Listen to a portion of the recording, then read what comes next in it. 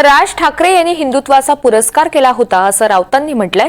इतर पक्षाचा नेता बोलला असता तर थैथयाट केला असता असंही विधान राऊतांनी केलंय। राज ठाकरे यांच्या मताशी शिंदे आणि भाजप सहमत आहेत असा दावाही संजय राऊत यांनी केलाय। गंगेच्या दूषित पाण्यावर राज ठाकरे यांनी वक्तव्य केलेलं होतं आणि त्या संदर्भात संजय राऊतांची प्रतिक्रिया समोर आली आहे।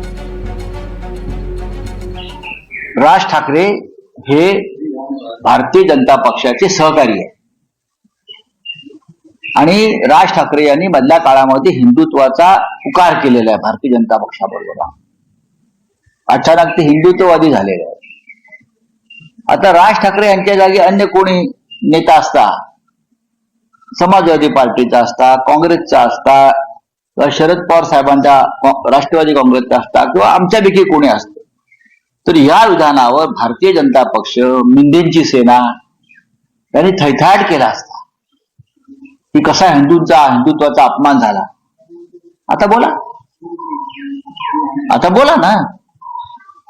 मी राज ठाकरे यांच्या विधानावरती माझं मत व्यक्त करत नाहीये काही। या प्रत्येकाच्या भावना आणि प्रत्येकाची मत आहेत। त्यांना वाटलं ते बोलले।